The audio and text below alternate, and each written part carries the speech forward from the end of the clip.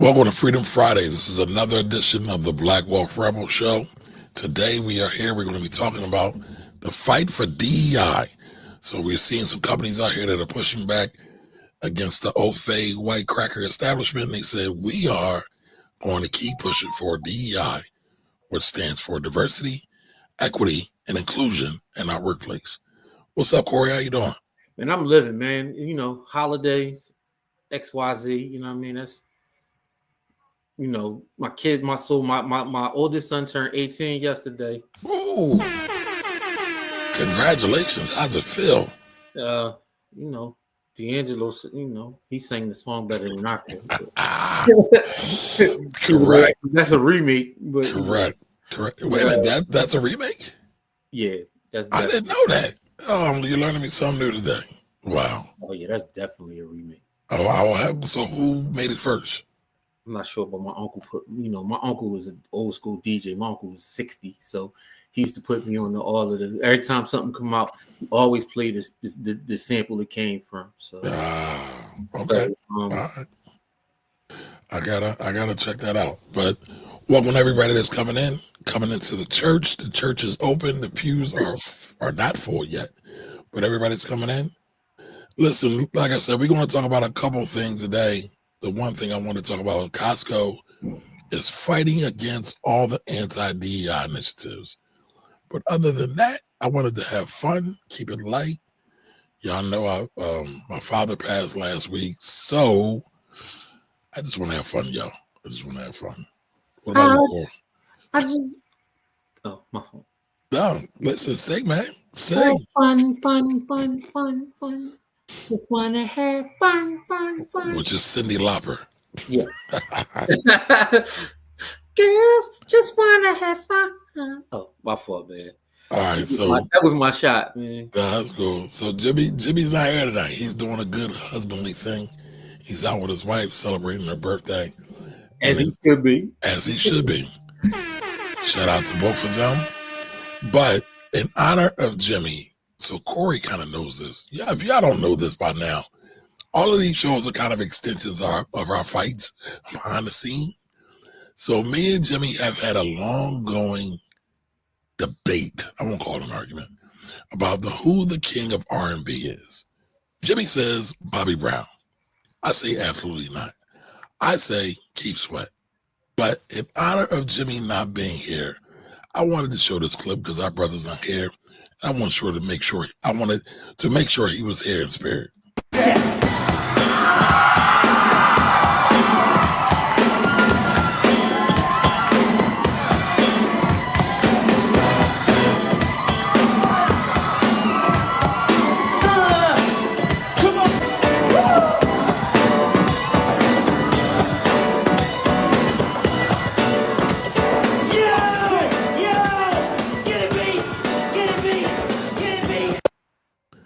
Now, if you don't know, that's Ralph Tresvant and Bobby Brown.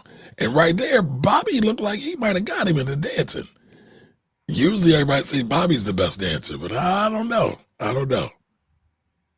That's a classic joint right there. I don't know. Was that Arsenio Hall?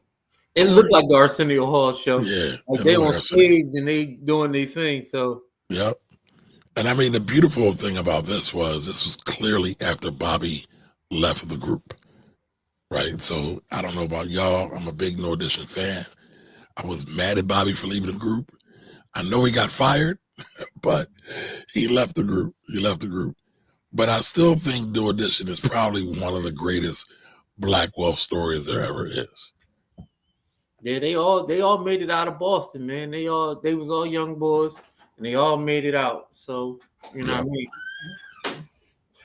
Hey, little fatty, why are you in my room? Because Daddy in there. That's in my office. Get out of here. I'm working. You heard him. Get out. But yeah, man, they all made it out of Boston and they all did their thing. They all as youngsters, they formed a group together. They got cheated out their money as always happens. Right. And then they figured it all out. And then they all, they've been getting paid for the last 40 years, man. Like they've been out since 84, bro. I mean, it's crazy. It's crazy. 40-year career. And the crazy part is they disbanded. They came back together. They did individual projects. You know what I mean? Like, what makes them crazy is that Bobby broke off. He had, he's arguably the king of pop. You can argue it. I mean, you can argue it. You said pop. He definitely wasn't the king of pop. We say king of R&B. King of R&B. King of pop is Mike. Right. And you could argue king of R&B. Then you had Ralph Tresvant had multi-platinum, and then Bell Biv DeVoe was multi-platinum. And don't forget about Johnny Gill. Johnny Gill multi-platinum. That's what I was getting to Johnny. And then, as a group, and then when they come together and do tours, like they do sold out tours all over the place, like they've been putting foot to ass for 40 years, bro. But I mean, I think one of the greatest things about them, and you mentioned it, right? They broke up, they went solo, and then they came back together, and they didn't lose themselves, right? In doing that, they still came back together and said, "We are stronger together. The strength of the wolf is in the pack." So Bobby is stronger with his brothers, even though he had that phenomenal success. Ralph is stronger with his brothers, even though he's had phenomenal success, right? BBD, listen, Michael Bivins with Boys the Men and Another Bad Creation and some of his other projects, right? Again, but he's still stronger with his brothers. And if we can learn that one thing, and listen, it takes time. It's not easy. There's going to be some fights, as we've seen. Yeah, there's going to be some scuffles. They came back together. Right. Like they definitely fought, because you don't break up without fighting. Like something happened. You know what I mean? Like I don't remember all the stories. I was there for all the stories. If you tell the stories, I'll be like, oh, I remember that. But like I don't remember them offhand. But listen, Bobby was the new era Jimmy Ruffin. David Ruffin. Excuse me. He was the new era David Ruffin. You don't need me. You can't do this without me. And they did it without him. They grabbed my man. Then Ralph Tresvant bounced like, man, I'm out of here. And then, but did he bounce or did he just do a solo project? He said he had some beef with the way everything was being run. So I didn't know that. Yeah, Ralph Tresvant, he was the first. Well, he wasn't the first pretty boy, but he was like, for me, after El DeBarge, he was like the other pretty boy, R&B boy. You know what I mean? Like, from the 80s, for me, the pretty boy R&B dudes. You know what I mean? Like, I ain't really know too many pretty boy R&B dudes when I was 8. But Ralph Tresvant and El DeBarge was like the two pretty boy. All of the women swooning over all of them. The light skin, with the curls, those kind of pretty boys. Yeah. Not that I wanted to be them, because I always wanted to be me, but I was like, damn, like, oh, that's how it go. You know what I mean? Like that's my first. That was my first introduction to like colorism, as far as like. That's interesting. That's interesting. That was my introduction to it, because I was like, why is all these chicks going crazy over this? Even though it was crazy is my family, my portion of the family, when I was young, we was the darkest ones in our family. Like my family is a lot of very, very light-skinned people, and Irish folks. You know what I mean? So I'm a good portion Irish, but I'm not, you'll never hear me talk about that. I know about my history because we got the family tree in the crib. We got the book with all of the births and all of the names and all of that. Well, we had it when I was a kid, so I knew about my lineage and my heritage, and it's a lot of Irish folks in my lineage and heritage. Yeah, I mean, so nobody wants to talk about that, right? But there was a time when the Irish people came over here, because the black people were here first. It was the Irish and the blacks that lived right next to them. And yeah, they had beef, but they also had some love going on too. But nobody really wants to talk about that. Yeah, my great grandmother and my just a high yellow Irish woman, loved her to death. But but that don't change anything that I've ever said about what I mean, because I mean what I say, because my grandmother taught me everything about everything, and she taught me straight out, like, Care about the people that care about you. Don't, you know what I mean? Be around people that like you. Like those was things that I learned very, very early in my life. And I'll never forget those lessons. You know what I mean? Like, don't be trying to be around people that don't like you. If they don't invite you, don't go. If they not for you, they might not be against you, but they don't like you. You know what I mean? Like, you know what I mean? Like, if you don't know, then you do know. Right. If you don't know, then you do know. You don't know them well enough to be around them. You know what I mean? That means you might get to know them and you might know better later on. But if you don't know, then you already know. The answer should be no. If you don't know, the answer should be no. You know what I mean? Like, I live by that. You know what I mean? I've kept myself out of a lot of weirdo situations with that, and I've also lost a lot of opportunities because of that. You know what I mean? Like, for real, like, because I mean, it probably kept you chasing to be accepted, for being Joe, as we like to say here in Philly. Yeah, I don't seek acceptance nowhere except for inside the walls of my house, man. I seek acceptance from my children and my wife. That's it. Everybody else, you know what I mean? I there's people I love, there's people I respect. I love and respect you, but if you ever told me you don't want to be my friend, I'm gonna just let you rock out and do whatever it is you want to do. Well, Corey, if you told me you didn't want to be my friend, I'll be hurt, sir. I'll be hurt, but what am I supposed to do with that information? Like, if you told me that, what am I supposed to do? I'll be knocking on your door, Corey, come outside and play. No, you wildin', bro. You liable to don't do that. Listen, we just talked about how doing this in for theirs, right? So we do got to fight for ours. I'm not saying but that no, we couldn't ever we ain't got to be Joe, though. We ain't got to be Joe.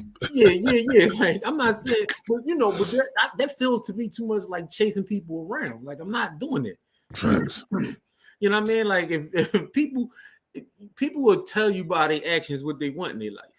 I would agree. It's funny. I have a lot of female friends, and they're always, well, not always. They used to ask me for relationship advice. Now the fellows might say I'm giving up the game, but I would always tell them. I was like, listen, if the words and the actions don't match, just keep moving on. Choose the actions. Well, you know what? You ain't got to choose, right? It will choose itself. No, what I'm saying is, if the words and the actions not meeting, I always go by the actions. I don't, whatever they saying, I ignore the shit.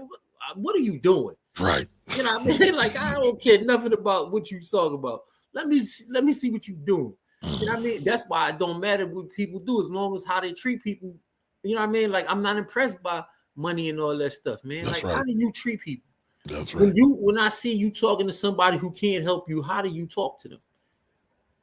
You know what I mean? That's a fact. And me and my wife got into the argument Christmas Eve because we staying at a hotel because we drove across the country. We gotta talk about that. It was the 23rd. It wasn't Christmas Eve. It was the 23rd. And so we was at a hotel. They double charged my card. And she was spazzing. She was like, that's extra $300 that we could. I'm like, no, slow down. Don't talk to them people like that. Those people didn't have anything to do with the, right. She was snapping though. I was like, listen, there's a way you talk to people. Well, around me, I don't care what you do when you're not around me. I can't control that, but you're not going to talk to them that way while I can't allow that. I wouldn't allow them to talk to you that way. And I can't allow you to talk to them that way. Like, they didn't do anything.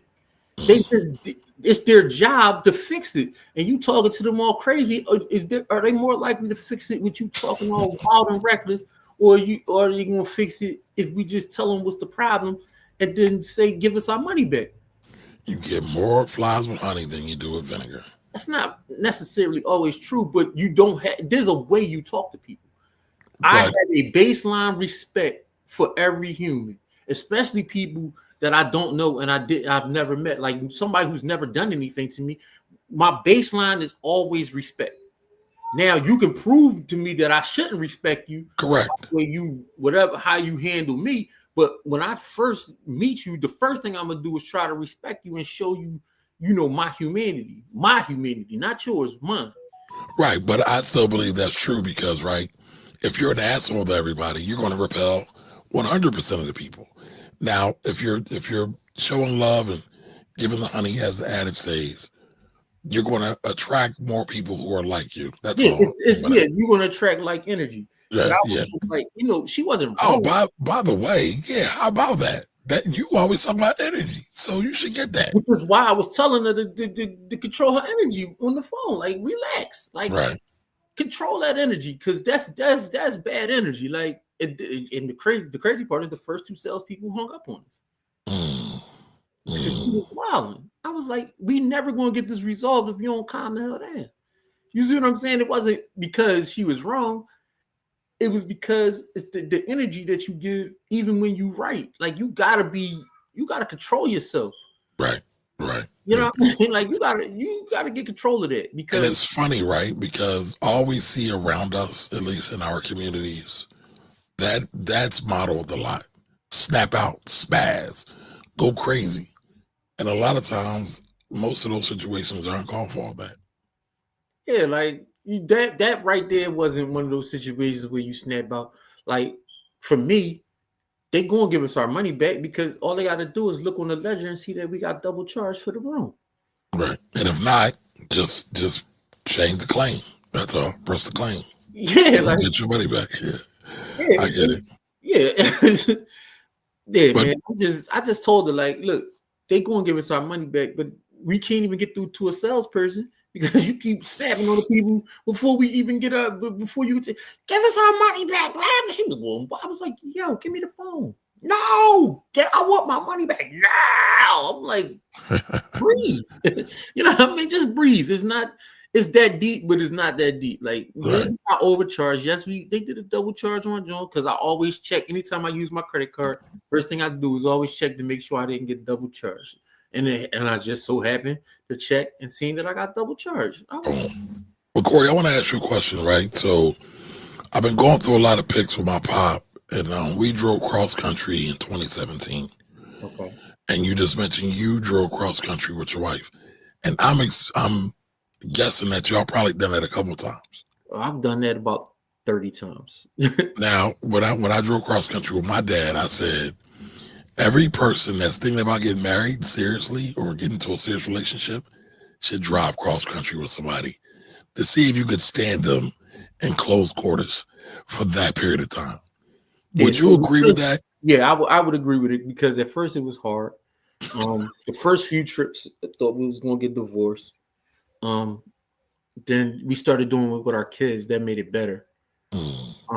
Because the kids, we wanted to get own experiences, so we actually made like pit stops, like things that we wanted to see and things that we wanted to experience in every state. So we went, we was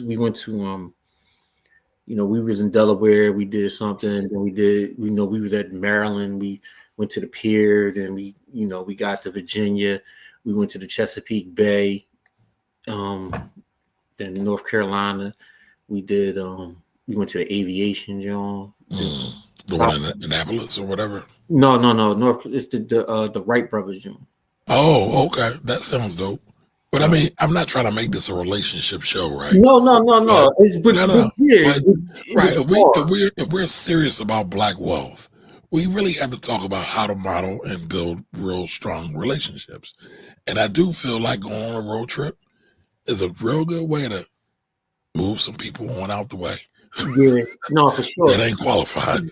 Yeah, you know what I mean? Like, we on the road, like, so, then the road also tell you when your body changed, right? Because I used to be a night person. I used to drive all night. Like, my wife and them would wake up and we'd be 3 states farther than we was before.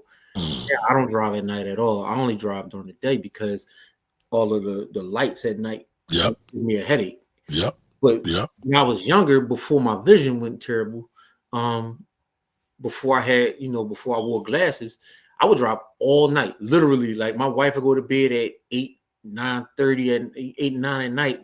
She wake up at 7, 8 o'clock in the morning, and we'll start at, we'd be at 8 o'clock, we'd be in Virginia, and then when she wake up, we'd be all the way in Alabama somewhere.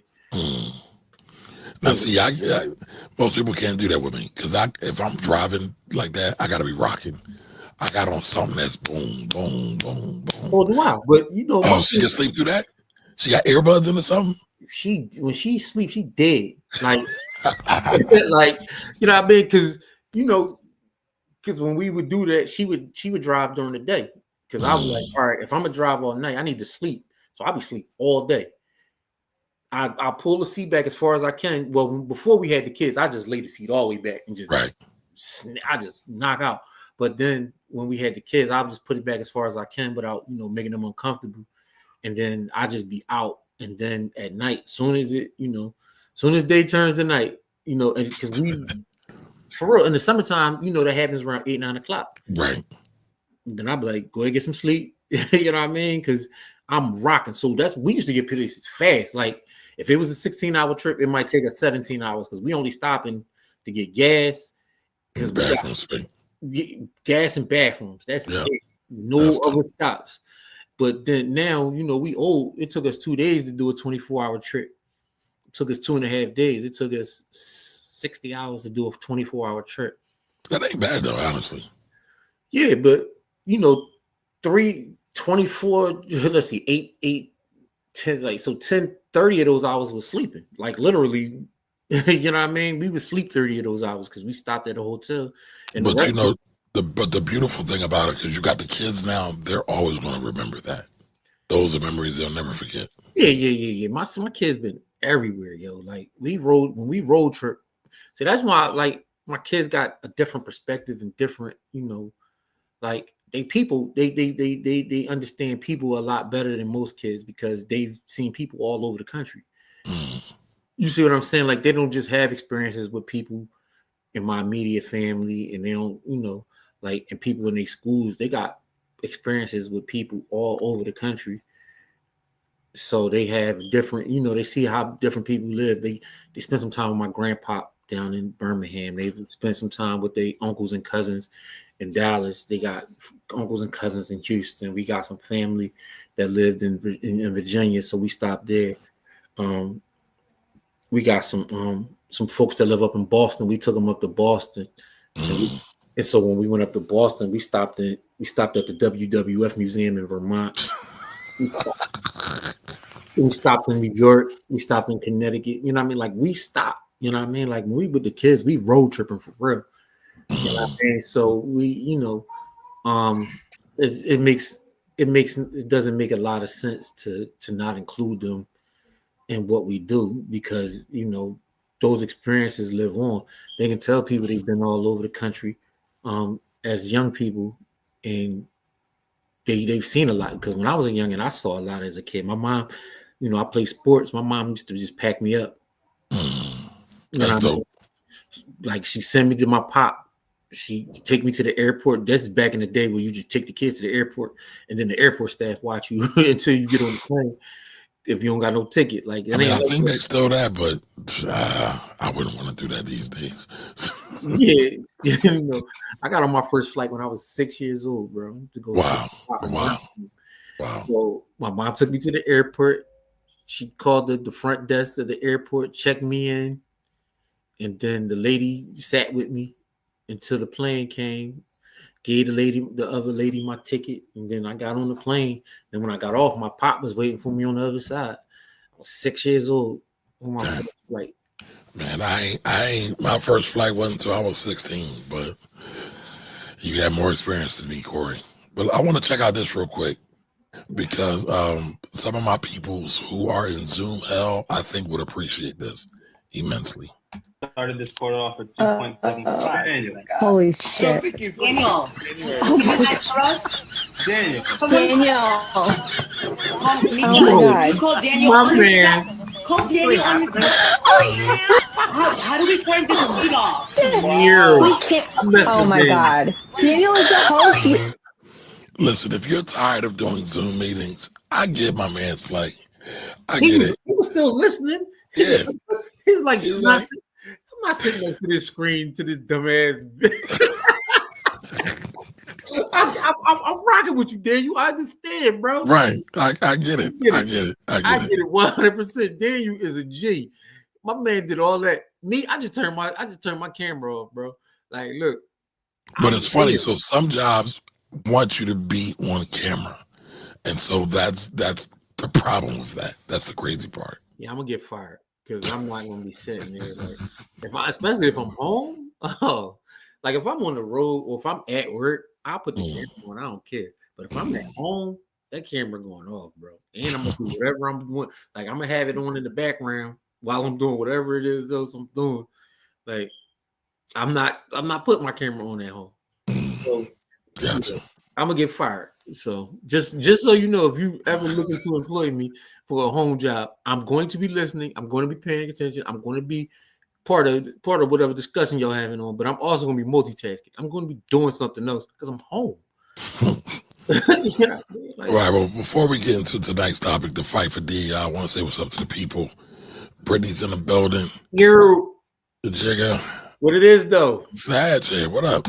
You. Right. So, real quick story. Lorraine, I don't know if Lorraine was trying to clown me, but Lorraine dropped in my DMs and she was like, I need you to bookmark the giveaway page.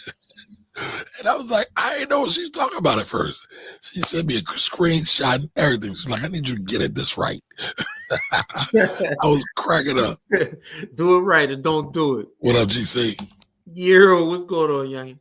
Yes, there were a lot of unspoken alliances. I mean, if you go look at what was John Brown's Harper's Ferry? Yeah. There was white and black folks doing that. Problem is they never really talk about our resistance. It's always been resistance. And then we get people saying goofy things is like, I'm not my grandparents or I'm not my ancestors. You're a weirdo. Like they were weak. They weren't. You just never been beat before with a whip. Yeah, those people are weird, man. Because if the thing is, you know how they're gonna react because you look at how they react to the cops now. Yep. All you gotta do is look at how they react to cops now. And they do everything in their power to avoid cops. So they'll be doing the same thing. I'm not my grandparents. You talk all that tough ass stuff. And then as soon as the cops, you see them damn red, white, and blue lights, you start, you ball up like a, man, get the fuck out of here. Excuse me. You out. Yeah, man. What up, Nova Peace? Pascal. Mark, thank you for that, Mark. I appreciate that, bro. Now, Mark's stunting on us. I'm in a DR living life right now. Should be. Shout out to you, brother. Shout out to you. And congratulations to your family for being in that position, man. Do that. Now, it's funny. The first time I went to the DR was last tax season. And I got a taste of that island. It was a beautiful island. But the beautiful thing for me was I was able to work while I was out there. I was like, oh, I can do more of this. I need more of this in my life. Yo, what up, Don? I've been to DR and Haiti. I like Haiti better. So I've been wanting to go to Haiti. Once it calms down a little bit, I'll definitely be over there. And I heard the beaches in Haiti are way better than the DR. They are. Yeah. All right. Yeah. All right, word is Samurai. What's up, man? Yeah, I was cracking up on that. Oh, yeah. Dr. Chad's in the building. How you feeling, Doc? So I think we got everybody. Everybody is here. Everybody.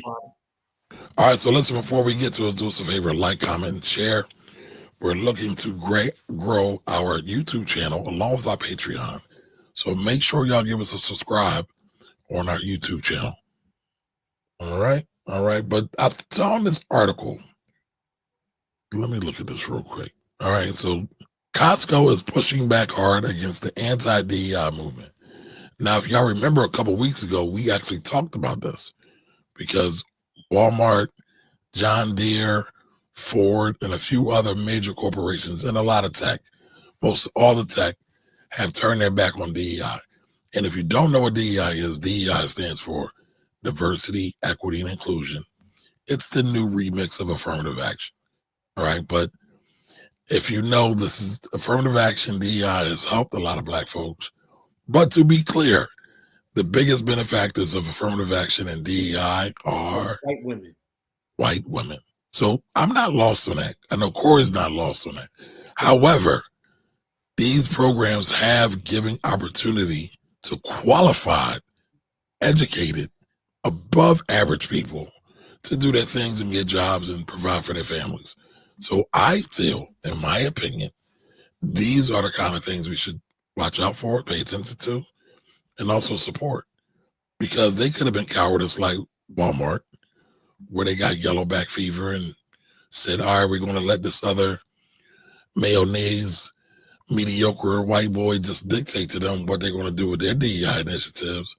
They said, no, we're going to do something different. And Costco has always paid above minimum wage, has instituted, I want to say it's either $17 or $20 an hour minimum wage.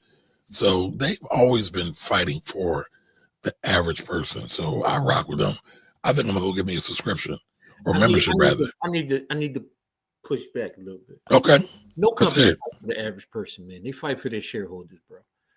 Okay, I agree with that. No, I agree with that. So to your point, you are correct, right? But they know that hiring average, everyday people who have great work ethic is great for their average shareholder. So you can do good and do well at the same time. No, for sure. I would just. I appreciate that, because here's the thing: in this day and age, a lot of people are super linear.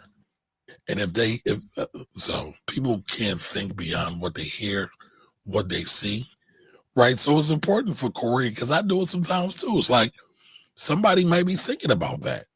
And so it's important for us to address those things, in my opinion, Corey. Yeah, for sure. They did it because their shareholders said they could. Pretty much. Because if their shareholders push back on that, if people start to sell off on that stock, they'll change their mind. Correct. Now, Pascal says DEI is nonsense because of most Walmart employees are non-black or non-white. Excuse me. However, when you look at management, it's a different story. And so in management, you have higher salary, you have bonuses, you have stock options. Yep. So it's a whole different game. Like when you look at Walmart's regular rank and file, a lot of them are applying for welfare. So let's be clear. I'm not just talking about your average rank and file. Many of these DEI programs are making way for Black folks specifically to be able to management positions, to get management and C-suite positions as well. That wasn't available before. Yeah. So what I wanted to say about Walmart is they the company. Like I said, my homie, he worked at Walmart for 15, 20 years, and he became a millionaire because they were giving him stock options. And then when as a Walmart manager, when he wanted to shift careers and he went into he left the management space and went into he does like computer programming and stuff like that. And so when he switched careers and that Walmart stock, he was like, I looked up and I was making $30,000 a month from Walmart stock because they kept giving him Walmart stock for 15 years. And so when they would give him his bonuses, they would always ask him, "Did you want your bonuses in cash or in stock?" And he would always take them in stock. And plus, he was getting stock options. Nice. And so for 15 years or 20, I forget how long it was. It was you can round up 15 to 20. I'm cool. Yeah. So whatever it was, when he decided to do that switch, because he was a Walmart manager. He started managing Walmarts when he was in college. He was 20. And so when he did his career change at 35, 40 years old, he said they made me a millionaire. He was like, I didn't even know. He was like, I was making way more from my stock options than I was as a manager. And he said, I had no idea until they cut me the check. I mean, a lot of people don't, but that goes to a point. A lot of people, one, don't read their employee benefits book. Everybody, please read your employee benefits book. Two, a lot of y'all that work for public companies have stock option programs, employee benefit purchase programs, and you can make a boatload of money off of them because a lot of times people miss out on the bag because they just don't know. They took the money. He's like, I never took the money because I never needed it. You know what I mean? So he was like, I worked there and I took the stock options every year and I took my bonus in the stock options. And he was like, I've never realized that it was paying me $30,000 a month. He was like, $30,000 a month, not a year, $30,000 a month by the time he was leaving. And this is after, the 15, 20. He was like, because they split right when he was leaving. So he had so many, like, man. Yeah, they don't offer the greeters nothing. Well, they might, but it's not going to be the same level as management. No, not at all. And no management. He was like, I was making over $100K a year, and he was like, it was nothing compared to what I was. He was like, I was making in the background because it was all piling up. The thing is, every year it was piling up because it was being reinvested. All the money, all the dividends and everything. All the dividends was being reinvested. So he was getting the stock options. He was taking his bonus in stock options, and then he was getting all of the, you know what I mean? He was getting all of the, what's the name, and all of the dividend reinvestment all at once. You know what I mean? And so every year he was piling up. He was like, I never bought Walmart stock, but I was a Walmart stock millionaire by the time I left. I was like, damn, that's crazy. And he's like, I never did nothing but go to work and show up and come back out. So check this out, Corey. So again, y'all know I've been going through the ups and downs of my father passing and just going through stuff. And I'm gonna share the whole kit and caboodle because I want people to be able to benefit from this experience I went through. But I'll say this: my dad, I found some General Dynamics stock. Now I think I've talked about this before, but I got to see it. I got the stock certificates of my dad buying General Dynamics. Look that stock up if y'all don't know about it. Brought it in the 70s, bro. He's been collecting dividend checks all these years from that stock, and it's just like, damn. What would have happened had he reinvested the dividend? So they've been putting it in his account as cash? Yeah, he was cashing out. And I mean, we talked about it because he didn't really understand the stock market, even though he was an accountant. But it's funny. That's why I'm appreciative of my experience of being an investment manager, a financial planner, because I got to understand and learn about the different products, investing. A lot of times accountants, your tax folks don't have that same experience. And so a lot of people miss out on a lot of stuff. So he didn't reinvest those dividends, but I'm still glad he got them because guess what I'm about to do? Reinvest them dividends. Reinvest them dividends. Right? So, hey, I ain't complaining at all, but I think it's a good story, right? Because people, what did Jay-Z say? Hove did that, so you ain't got to do that, right? So my dad did that, so Mara ain't got to do that, so you ain't got to do that, and I'll share that with y'all. But it'd be really interesting to see how quick that doubles down now that I reinvested. Nah, that makes a lot of sense, man. All right, Doc Chess says Herb stock is beautiful because they private. Is it about Herbalife? No, Head. HEB. I'm not familiar with them. HEB is a food store. It's a supermarket. Oh, okay. Down south, they big. They super large down south. I actually shop at HEB, so I know. Oh, okay. GD owns Gulfstream. Who's GD? I don't know that. General Dynamics. Oh, damn. You know what? I thought Buffett owned Gulfstream, but I have to look that up. Thank you for that, Pascal. I haven't had a chance to go deep into the company. I do plan on going to it. So my dad was in the service, so I get why he probably brought it. You know what we always talk about, buy what you know. He was like, well, we all gonna have some wars somewhere, somehow. So they'll be able to benefit from it. Yeah, for sure. Let's see. All right. I've noticed 3 of the 6 Walmarts have Anglo. Now, you know what? You know what's interesting? They did mention in this article, because I didn't finish going through the article with y'all. Let me take this down real quick. One of the things they said, where'd it go?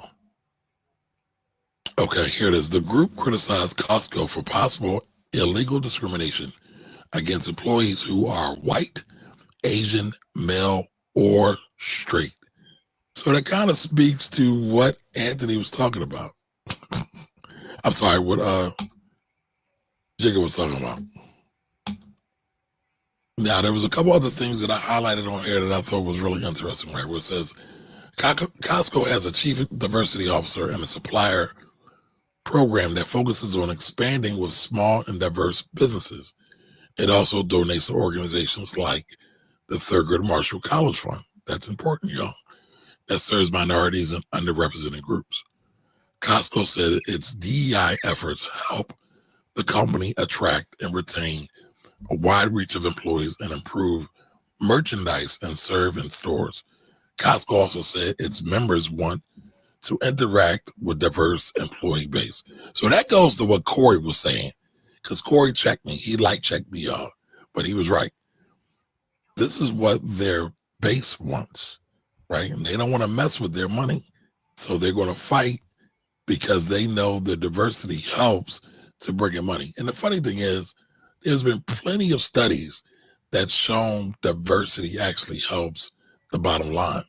So, but going forward, reading this, among other things, a diverse group of employees helps bring originality and creativity to other merchandise offerings, promoting the treasure hunt that our customers value. Costco said in a proxy statement to investors. Now, you know it's serious when they told their investors this, right? We believe, and member feedback shows, that many of our members like to see themselves reflected in the employee in our warehouses with whom they interact. And again, goes back to Corey's point, right? They don't just want to interact with the mediocre white dudes. So, shout out to them. I think that's dope.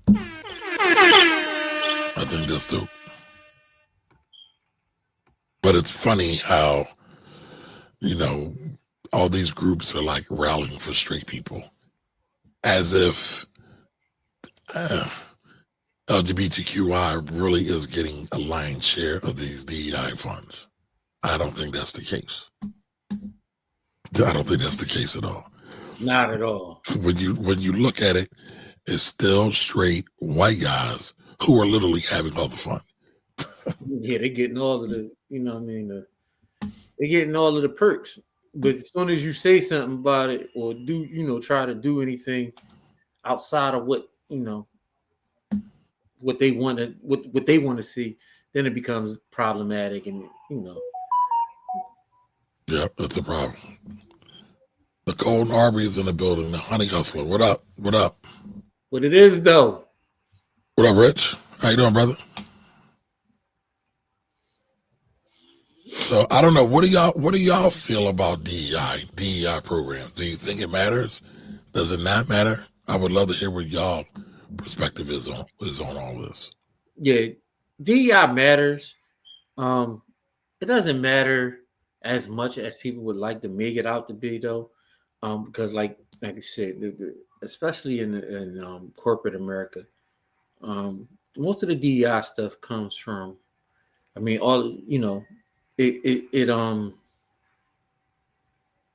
helps white women. So that doesn't do anything for black people. So, but it has provided opportunities. And so with those opportunities being provided, I need to be sure to say that it does matter. It doesn't matter as much as In a grand scale, like when you look at it from a 50,000 foot view, white women are running the gambit on this. They're running up Boston, right? They're really the ones who are benefiting from this. And so these same mediocre white dudes who are putting their white women on, who are still benefiting from this. So you would think they wouldn't have a problem with this as much. But I get it. They're fighting for their space in this place called America because there's too much brown and too many women starting to get power. Yep. And the one thing that this country hates more than poor people and black people is women. Well, I would say black women. Women. Ms. Edith, how are you? Welcome. Happy holidays. Oh, thank you. Share the YouTube live. I appreciate that. Please go on over to the Black Wolf Rebels channel on YouTube. And of course, y'all might as well join the village. Join the village over at blackwolfrebels.com. Again, join the village over at blackwolfrebels.com. If y'all been paying attention, Corey hit a couple slams out of the park during our Sunday playbook session. So just know those are going away after this Sunday. This Sunday is the last one. And last week we did an options 101 course with our brother Jim led the way on that. And a lot of people got a lot of value out of that. So keep up to date, y'all. And shout out to all our members who are in there. Thunder. What up? Minority can mean anything. That is true. That is true. No opposition to that. All right, Anthony says, I think DEI helped white women the most. Black queens forever, snow bunnies never. Well, we gotta represent Jim, right? Gotta play it. We gotta represent Jim, right? I mean, listen. I just don't know how funny I find this, man. I love it. And no one loves black women more than I do, but this is just absolutely hilarious. Man, it's like a love song, like listen, love song, love ballad. I don't know what to call it. It's phenomenal, though. It is. It's phenomenal. And now I can't find it. Give me 1 second. Here we go. Black queens forever, snow bunnies never. I said black queens forever, snow bunnies never. I said black queens forever, snow bunnies never. So listen, we just honored our brother Jim because Jim lets us know Dr. Umar is the greatest content creator ever. So yes, minority can mean anything. Again, no fighting or disagreeing with your brother. What up, brother? What up, Thunder? All right, so Rich says, these white meth heads be the most ones complaining as if they would have had a chance if it wasn't for DEI. That's also true, too. It's funny how a lot of things that are opposite, but they're true a lot of times. Listen, every day is a good day, so happy holidays to you. All right, Lorraine says, I'm disappointed that the large orgs are publicly denouncing DEI. Seems very political, like they want to follow the leader. That is what exactly it is. That's exactly what's happening. Give me the horns for that. That's what it is. All right, Tomorrow Now says, MAGA found out Elon and Vivek wanted their DEI limited H1B visas. Yep. Yeah, and they mad now. But here's the thing. And so I'll say this, and I think Corey will back me up with this.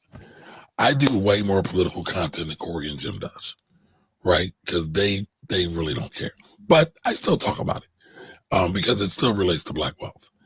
And what boggles my mind is that what were y'all expecting? Speaking y'all, meaning the MAGA crowd, speaking these quote-unquote Black MAGA people. What were y'all expecting? If you pay attention to history, you know these dudes been fugazi and will forever be fugazi. And to expect anything different, you're bugging. Straight bugging. But they're going to fuck around and find out. And all I can do is sit on the sideline and just shake my head because we're going to go through a whole bunch of bullshit that wasn't necessary. But that's all I got. That's all I got. Let's see. So, all right. Make sure everybody like, comments, and shares. Make sure you subscribe to the Black Wealth YouTube channel.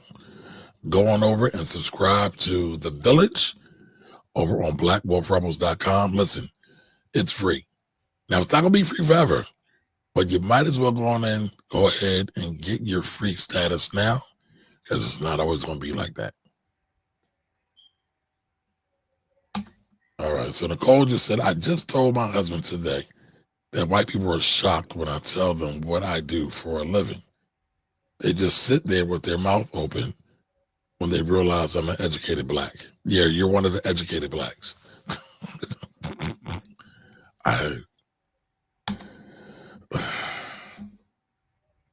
It sounds like The Color Purple with Miss Billy. Your children are so clean. It's you like, can read? You can read? He was upset. But, you know, that's the other thing with Black folks, right? It's really frustrating for me. It's like, we are the original educators. We're the original scholars. We are the original mathematicians. But nobody really takes the time, and I'm speaking broadly, y'all, to really look at this stuff. So we shouldn't have to play second fiddle to nobody at all. Nobody. At all. There you go. Keith Sweat, the R&B GOAT. So, but I don't get it. I don't get it. But all right, so we just gonna hang around for a little while longer. So don't forget, this Sunday we got Sunday class, Sunday playbook. All right, we also have, who's calling me on WhatsApp? Does anybody get spam calls from WhatsApp? I don't get that. I don't get no calls. Oh my God, it's driving me crazy. But we got Sunday playbook. We also have Wealthy Wednesdays. And then we also have our Freedom Fridays. So make sure y'all stay in tune because we have a full gambit roster of content to empower everybody to not only get free financially, but to also get free spiritually and educationally as well. All right, I think I saw some other comments come through. Everything just jumped up on me. No, yeah, just Rob. Okay. You don't like my, okay. Oh, that's his name, Rob. Gotcha. What up? Welcome. All right. So, Corey, what you been looking at in the markets? Anything fun? No, I've been on some family-oriented stuff this week. I ain't look at the markets at all, to be honest. Hey, man, that is the keystone of Black Wealth, so I'm not mad at that at all. So I'll look at it tonight because I plan on smacking the market on the ass this starting Monday. Like I'm just gonna spank it like a baby. Like I said, I played the plays that we did in our Sunday playbook. All of the stuff that we talked about because what kind of man would I be? Now, can anybody name what group that is that Corey was just singing? Don't forget, we got our Bitcoin giveaway coming up soon. And what kind of girl would you be? Now, listen, I wanna play some of our plays, but I gotta get my money up. Y'all be having them high money plays. But you can reduce the time on them because even though we say they might jump off months from now, they always jump off the same week. So let's see. All right, let's see. We got a couple more comments. Let's see here. Let's see. Looky. All right. So Nicole says, I was in a gun safety class with a bunch of Trumpers. We went around the room saying what we did for a living. Now, first of all, I probably would have left. I ain't gonna lie. I don't think I would have felt safe. All right. We would have did that. I programmed databases for utility companies. They were shocked faces around the room. I'm not shocked by that. Listen, media has done a terrific job at brainwashing the world, but especially Americans, of how dumb everybody thinks Black people are. When in actuality, we're probably the smartest. At least the sisters reflect we have the highest educational rates for people in general. So the sisters been representing. Show you right. I can't really do a Barry White. I love Barry White too, though. Every time somebody asks me to think of Barry White, I always choke up on the lyrics. All right, Thunder says, in my honest opinion, President Trump administration is fair. Really? Is fair. He will make everyone equally comfortable or everyone will be equally uncomfortable. Look at what happened now with Vivek, in my honest opinion. Everyone's catching body blows. But here's the thing, Vivek and Musk technically are not a part of his administration. They are part of this whole Doge committee, which isn't even really a thing, but it's a thing. But whatever. But I don't know how you feel it's fair. Ain't no diversity, none. Ain't no diversity on that administration. And most of the people are not even qualified. Like they got RFK for national health. Why? What degree, what education, what experience does he have to talk about national education just to say he is against vaccinations? That doesn't take much schooling or education, y'all. Then you got this new guy that's going to be part of the IRS. Yes, everybody knows I'm a tax guy. I'm biased. The guy does not have a tax background. He was a real estate dude. He was a congressperson. And he was what's called an ERC salesman. So ERC was a special credit that they adopted after COVID, but it became a haven, a rest haven for hoes, for tax hoes. Now, if y'all can name that movie, but seriously, like, he has no tax knowledge, so you already know this is going to be a shit show. But I digress. King Tile got it mint condition. All right, tomorrow. All right, 2 got mint condition. And Thunder says I'm gonna do a mean Barry White. Damn, I'm trying to think of it. Keep on telling me this and telling me that. Practice what you preach, but I can't. I gotta get my lower range though. Practice what you preach, but those ain't even the best Barry White songs. They not. The joints in the 70s. Your sweetness is my weakness. Oh man. All right, Anthony says Silk, mint condition, or Shy. Maybe Tony. You were just throwing him out there. You were spitballing. All right, black people believe that nonsense. Sadly, some black people. All right, let's be clear, because I know a lot of people are saying black people voted in Trump. Well, large majority did not. The percentages did not change from the last election, but you got to watch media because they be promoting bullshit and nobody checks it. But all right, so Thunder says, what's good is diversity if the people that represent us to do exactly what other folks do for us? Nothing. Usually I would say, and obviously there are times where skin folk don't mean kinfolk, but most times when we are in place, we represent. Most times.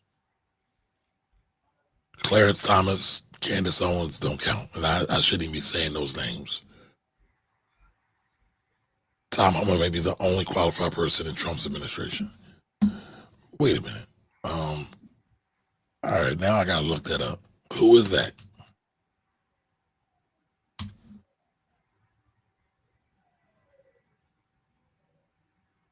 What makes him qualified? What makes him qualified? Because he was a police officer? All right, Trump's border czar says family detention centers could play a role in deportation efforts. So wait a minute, are you telling me you're cool with deportation centers? That makes qualifications? Come on, help me understand. Because this dude, I think just doing a job in and of itself does not qualify you. Now, if you're part of the average mediocre brigade, yes. But in my eyes, I think you have to be a little bit more than just doing the job. Right? So I would play this, but I don't want to offend the political connects. The Mac. Rock. How do you say that? Rock noxious? Yeah, rock noxious, man. Listen, I'm not the best speller, man. English was not my thing. Oh boy. The best solution to never deal with DEI in the American workforce is truly to be an entrepreneur and job creator, to create the work environment that is truly stress-free environment to work and make money, okay? Says who? Like, come on, I need to understand. What's your background for saying this? Because guess what? Even when you're an entrepreneur, when you don't have your daddy to give you damn near $500 million, it's a little different. It's just a little bit different. All right, Brittany says, you got it. You need some practice. Don't get me going. But no, I can't hold a note, y'all. All right, Anthony says RFK was against GMOs, but was on social media eating McDonald's with Trump. But you against GMOs. Trump is phony. They all phony, in my humble opinion. You don't have to be humble either. You can just say in my opinion. Right. Trump, and the thing is, I tell you this, man. Listen, man, I don't really care for any politician. None. Not one. but I understand their purpose as far as the fight for my people. Because like I said, there's only two ways to get freedom. It's through, political policy or bloodshed. And I mean, that's just history. Like I ain't fighting with nobody about that. You can It ain't nothing to fight about. I mean, because even the political policy, any way you want to, but if you look at history, there's only two ways people come into power. But even political, how did America get formed? Don't nobody want to talk about that, Corey. How did America get formed? They was like, FOH, boy, we not paying them taxes. We out of here. We going over there, and we going to take over there. And if you want to rumble, you can come on over here, over these seas and rumble us. The price of tea is too high. If you want to rumble, you would come over here and you fight us for it. That's what they did.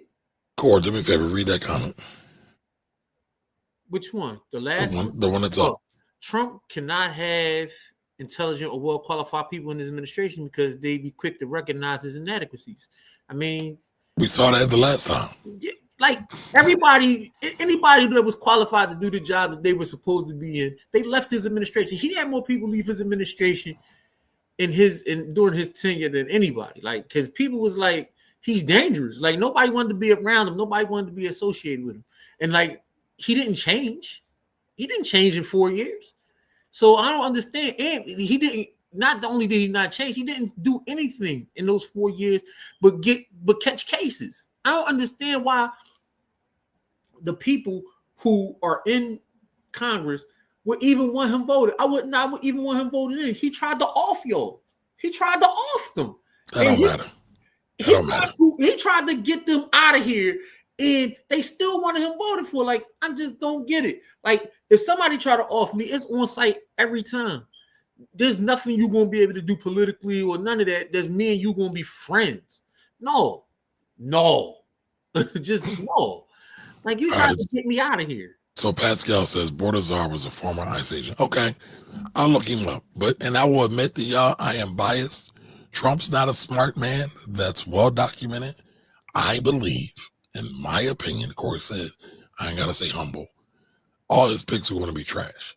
Because during his first administration, he did have some qualified people, ex-Ben Carson, but he did have some qualified people. And they all left. But Nicole says Trump is not qualified. I would agree. All right. Paxel says, I was saying that Tom Homan has experience with deportation compared to the other picks who has no experience with what Trump assigned to them. Okay, I got you. That's fair. But I'll look him up so we can have a better conversation about it. We'll talk about it. All right, Brittany says most people don't pay attention in history class. Corey? Oh, that goes right over the head. Wait a minute. I already told you people don't read, so I already know. But guess what my favorite class was in school? History. Social studies, which is AKA history. And then history when I got older. Always my favorite. I'll tell you this, man. Like, social studies was also my favorite class in high school. Well, second favorite class. Gym was my favorite class, but second favorite class in high school. But it was, the thing about it is my high school taught me, ninth grade, my history teacher said something that changed my whole perspective on everything, right? And he told me that the winners of the wars write the books. And Correct. It changed everything that I ever believed. He was like, you can't believe everything because the winners of the wars write the books. Correct. So you gotta do a deeper dive than just you can't. He's like, this history book here is written from somebody's perspective, and that perspective, that perspective is only one of the perspectives, which is why that got me into reading heavy, because he was like, you can't just look at what they saying and just that's only one piece of the puzzle. You know what I mean? It was so enlightening that those few sentences changed my whole life. Like I had a teacher, and there was white boy with glasses, but he was like, "Look, man, the winners of the wars tell the stories. That's a fact. They get their stories told."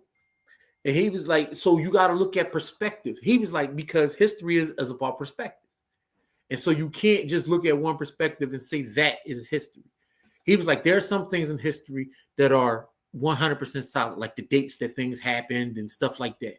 Those are solidified in history. But anything that has a perspective also has another perspective."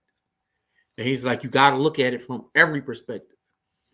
And I was like, damn, like, you know what I mean? Like that just, and you know, I already did some reading as a kid because of who my family is, but that changed like literally everything. Like I got heavy into the book. That made me go back and reread everything with a different perspective.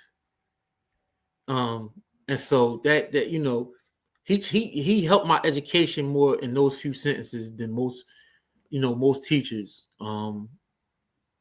Like he literally changed everything because he told me history was about perspective.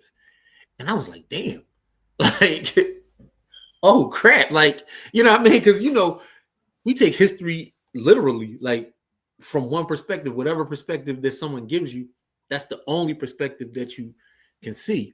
And when you look at history from, you know, he taught me to take the mile high view of history instead of the, you know, the on foot. Most people, you know, have the on foot view, which they can only see as high as their eyes can go. But when you have the mile high view, you get to see, like, you ever been in the airplane and you can see the whole city and it look different? That's the perspective that I got. All right, you want me to read this comment right here? Oh, yes. How does immigration help the Black community when a lot of people coming in have anti-Black views? They're stupid. But let's give that. And I'll tell you this: anti-Blackness is not American; it's worldwide. So that's the other thing. But to come in this country with anti-Black views, especially if you're a dark-skinned person, you are setting yourself up to fail in a bad, terrible kind of way. just to tell the story the way it should be told. If you come into this country especially as any kind of dark-skinned person or any kind of Spanish-speaking person with anti-Black views, you are setting yourself up to fail in a bad, seriously bad kind of way. Because your proximity to whiteness does not make you white to these people. And that's what you have to understand. White Americans, this country is founded on Euro principles. And if you are not European, your principles don't matter here. Your principles don't matter.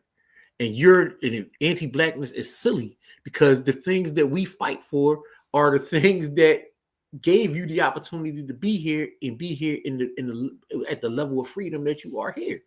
Because of our bloodshed, because we shed blood, our ancestors shed their blood. Our ancestors fought for all of that. When y'all was in the back saying, damn, that's crazy, we was out there really, our ancestors was fighting in the Revolutionary War. Our ancestors fought, the civil rights movement in the 20s and the 30s and the 40s and the 50s and 60s. They created all of these new rules that allowed you to come into this country the way you came in. So it is what it is. But I want to take a crack at this, Corey, because all they show y'all on TV is people from Latin America coming in as immigrant problems. However, our biggest immigrants, stat-wise, are Asians, and then white folks from Europe. They never get mentioned.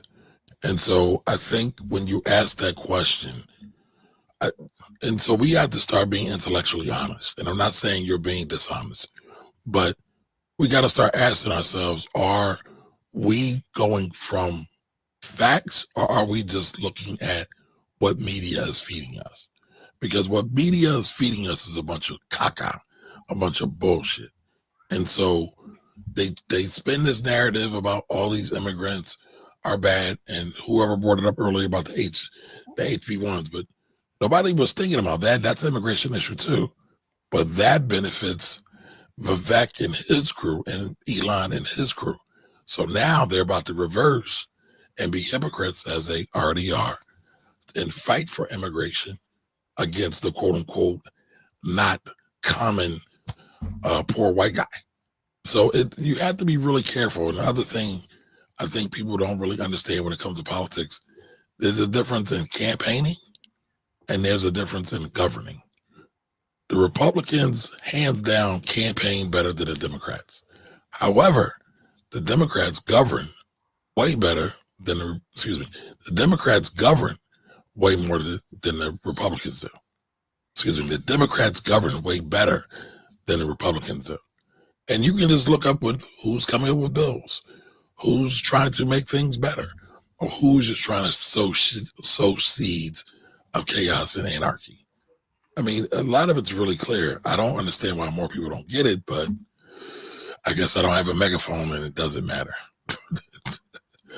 All right, so the guys took over an apartment building, New Jack City style, like it was the Carter. But here's the thing.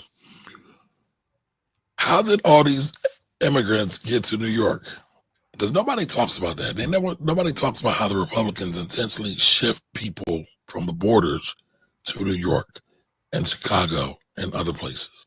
So they did that again to sow seeds of contention, not to try to make things better, not to do the humanitarian thing or the humane things.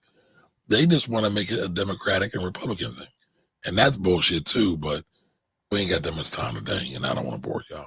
Yeah, man. Listen, man. The thing about me is I've learned to put aside my differences when my brothers need something.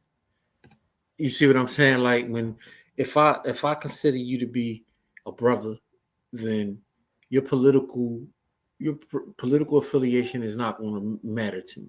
If I consider you to be my brother, your religious affiliation is not going to matter to me. If I consider you to be my brother, I don't care if you're gay or straight. If you my brother and you need something, I'm going to do whatever it takes. Or sister. Yeah, brother. Oh, I know. I'm just putting it out there because I know what you mean. The thing is, I got to specifically talk about my brothers, right? Because I show women love all the time. You know what I mean? Because like I said, all my game came from a woman.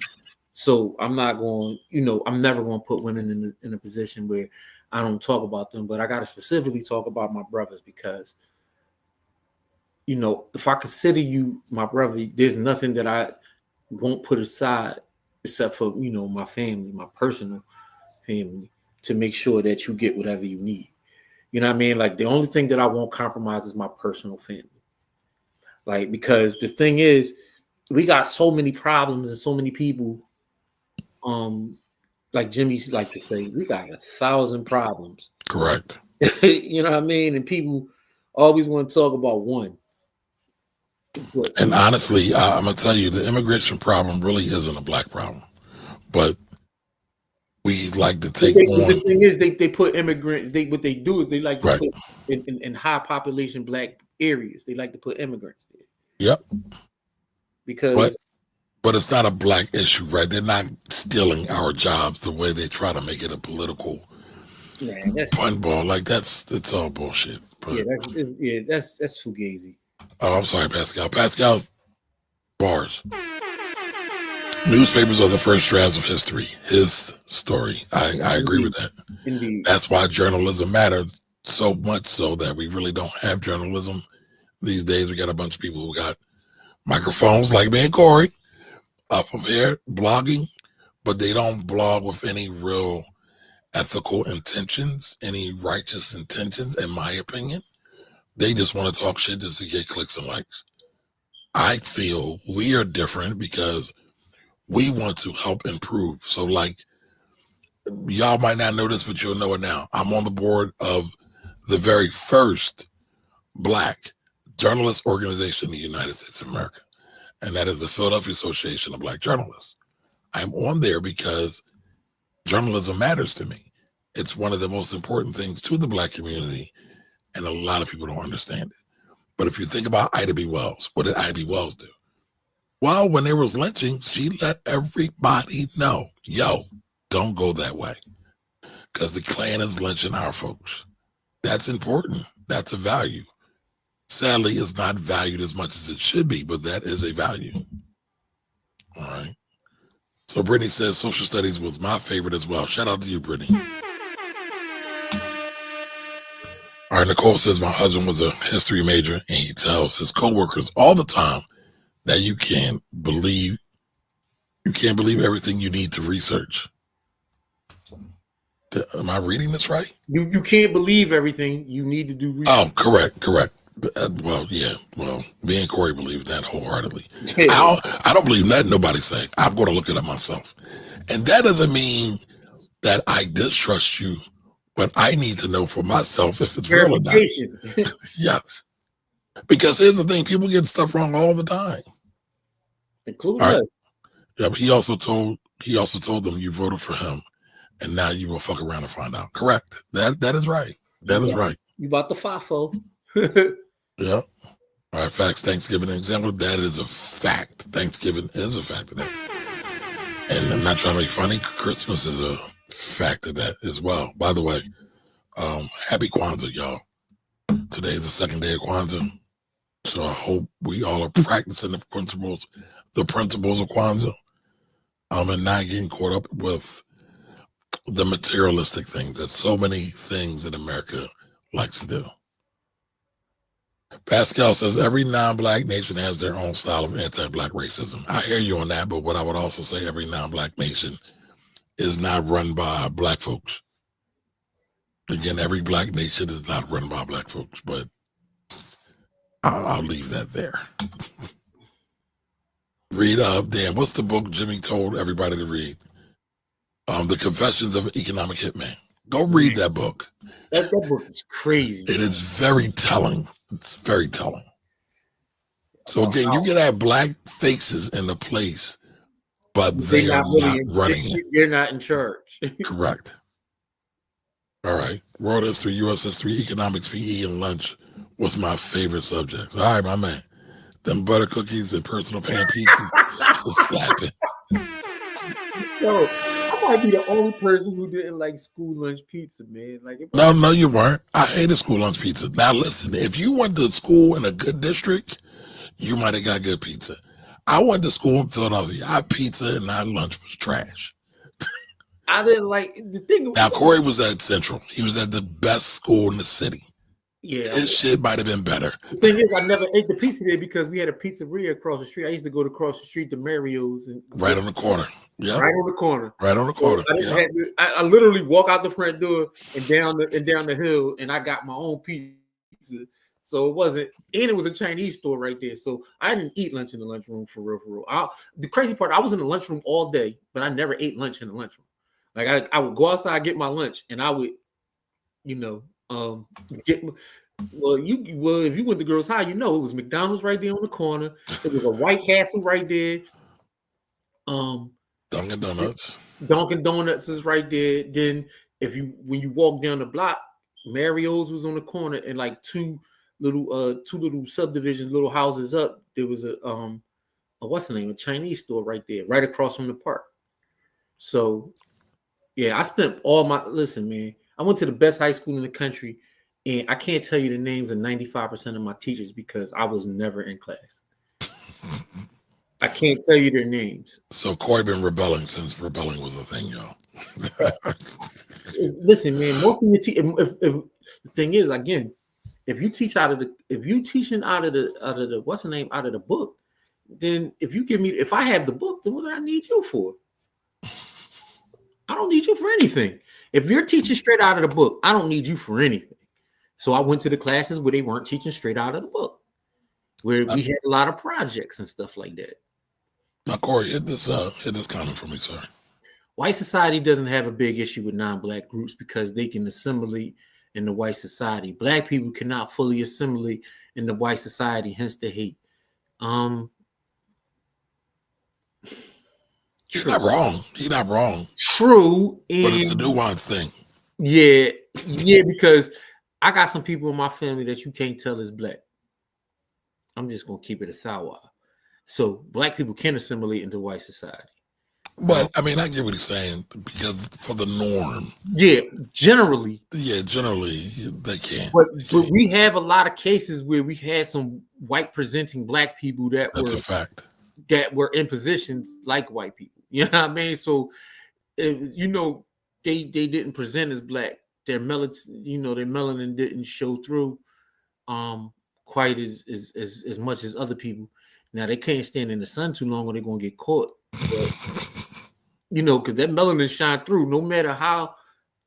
Like my cousin, if you see my cousin Kia, right, and her mom, they are white presenting. They're black as black can be. Both parents black, but they're white presenting.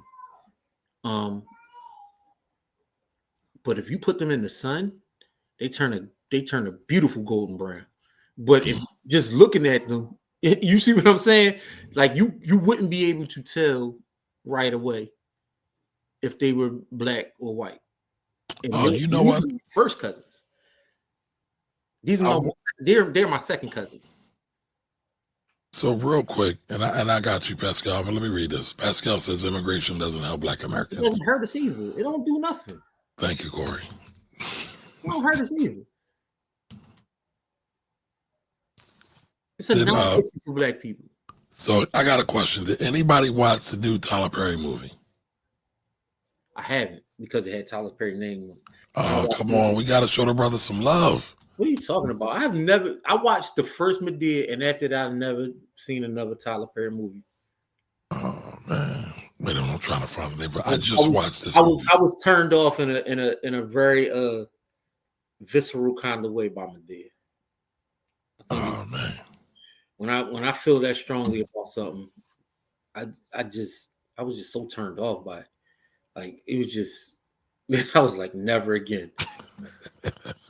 Like Tyler Perry, like, yeah, I'm on some, yeah, why Tyler? Like, no, Tyler, like, and that's, you know, he don't need my money because a lot of people like that kind of stuff. I'm just not one of them people. All right, but I'm gonna go on the left angle, Corey. The 6888 was that work. And I think you could appreciate it because it was about the military and black women in military. Wow, there we go. Man, I got mad respect for women in the military. I don't know how the hell they do it. I am Captain Charity Adams. Welcome to the Women's Army Corps. Gentlemen, my wife and I have been talking about the problems we are having with the male and our soldiers' morale. Mr. President, this assignment has proven to be a logistical nightmare. Even tried the Women's Army Corps. You mean the White Women's Army Corps? Well, is there another? Unspeakable, unspeakable.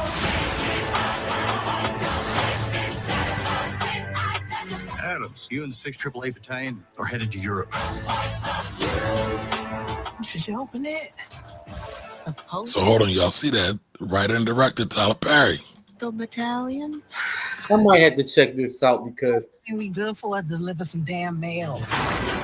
Would you like to see all the hangars, ma'am? How many are there? All of them. Oh my God. Ladies, we have been ordered to provide hope. The soldiers have not heard from their loved ones, and their loved ones have not heard from them. When there is no mail, there is low morale. 6888 Battalion! Forward march! They did not send us because they thought we could do it. We are here because they are sure we cannot. We are no strangers to making a shack a home. We are at war, and when you are at war, you make do.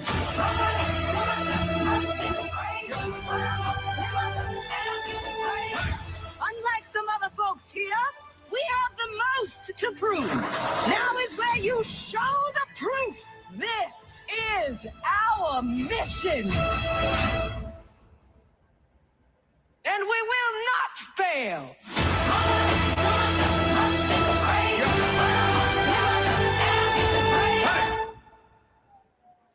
So I will recommend everybody everybody watch this. Demonetized But it's all good. That's all okay. good. All for a good cause around these holidays, man. Yeah.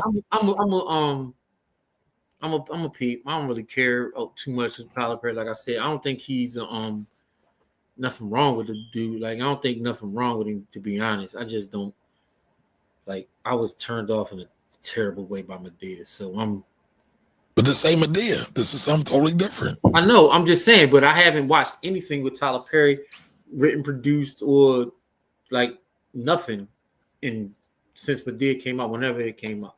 So like, listen, Daddy's Little Girls is my joint. That was a great movie. I don't even know what that is. Corey, I think you would rock with that. And this movie was very, very good as well. Like once I see tomfoolery and buffoonery, I'm instantly like I'm off that. And I like comedies. Like comedies are my second favorite genre of movie, but after action movies where people die a lot. But I didn't find anything funny about Madea. So I just was like, yeah, this is buffoonery. And I'm off that. So that's why me and Tyler Perry ain't never banged. So it's not that it's I never, like I said, I don't have no personal beef against the man. I was like, boss, this is goofy. This is not even funny. Damn. So we not gonna talk about what you just saw. Was that great? At least looking. No, that was okay. I like the trailer for that. Okay. I mean, I thought it was a great movie. And the sisters did what white men couldn't do, as they always do. So I thought that was great. I thought it was listen, man, I always like, again, I like to see movies where our sisters are pushed to the forefront. I'm not I just can't make myself like. You won't get off that. He won't talk about the beautiful thing I just put up on the screen. I can't, man. I was just so turned off by the Tyler Perry experience. I was like, I'm off, dude. Period. Like, like I'm just off everything. Like, so I've only had the Tyler experience once, and I did not want that experience again because I saw where he was going with his movies, and I was like, I'm not a fan. I'm not a fan. Not a fan. I get it. But come on, you got to stall him out a little bit.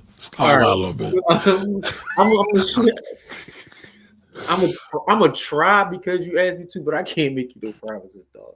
I mean, listen. So I think you might have some problems with it, but I think the story overall is a great story.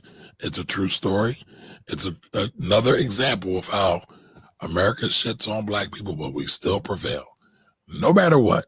So yeah, I just don't like the savior complex thing. You know what I mean? Like that's another thing that bothers me, where we got to come in and save the day for these. But we always do that. But it's true to history. So correct. I'm going to watch. I mean, listen.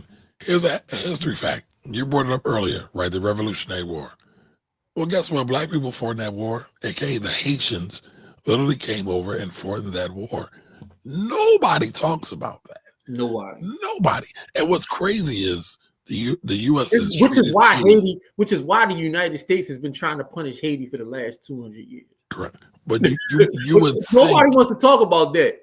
But you would think that more people, or the United States itself, would show love to Haiti. But nope, they're going to show love to the white supremacy over the actual assistance. But we talked about that. I know. I'm just bringing it back up. If it go down, who they going to side with? Yep. All right. So Thunder said, I never said a race. I said anti-black views. And that covers all races, including the melanated ones who consider themselves set apart from American black people like Candace Owens. Okay.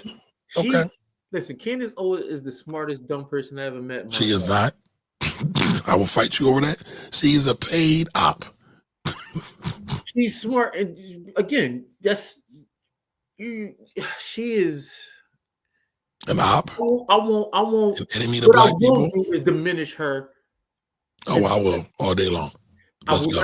I can't. She's not a black woman. She is a dark-skinned white person. Listen, I can't make myself do that. But I mean, she is an op. I'm not denying she's an op. That's not what I'm doing. But she still is a black woman. I will not deny her heritage because that doesn't not only denies her but her parents, and I won't do that. But I hear you. But what do you do when they deny themselves? I mean, she opt to her own parents, which makes me not F with her, but I can't. There's more to this, Thunder, but you know what? I didn't prepare for that today, but there's more to that story. I will come back to that, I promise you. Brittany, people trust without verifying all the time. People trust without verifying information all the time. Nicole, me and Corey aren't enough. She wants to know, where's Jimmy? He's out with his wife. He's he's doing his duty as a man as he should be doing. He's out with his wife and on this Christmas season. Pascal says also IDB Wells also said that black people need to arm themselves too. Man, a lot of our ancestors strap up and go get it. A lot of them. And then she wasn't wrong. She wasn't wrong. I'm not saying she did. That's the point that I made about how revolutions are won. What up, JT? Welcome, welcome, welcome. Happy holidays to you.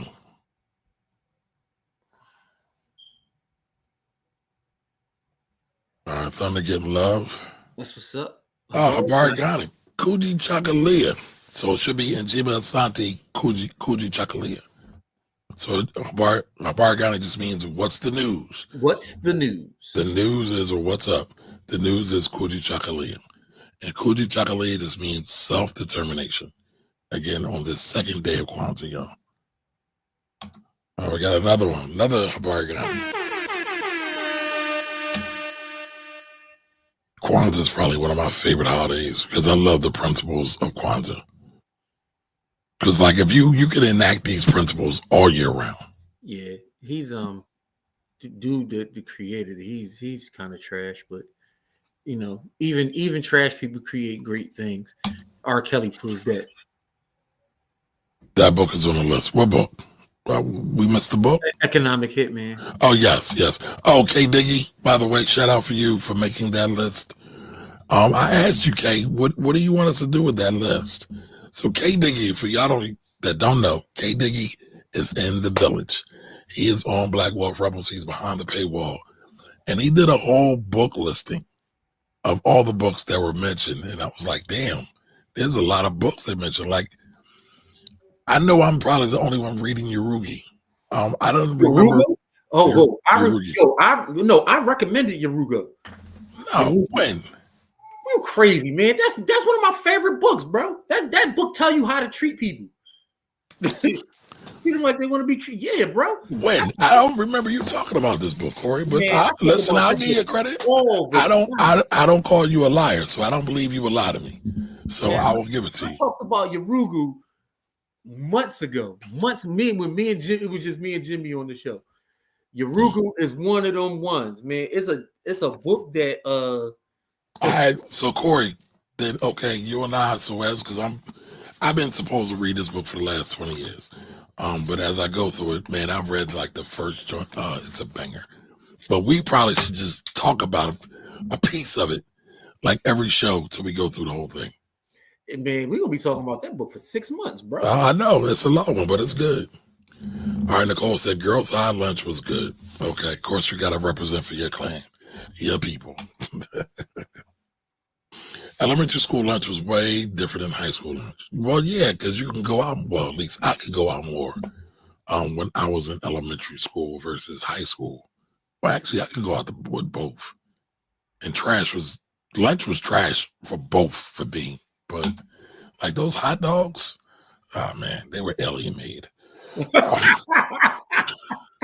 So then it says biology was my favorite subject. Okay, what's going on in our bodies fascinating to me. Yep. So I was a health science major in high school. So I had to do anatomy, biology, chemistry, all that stuff.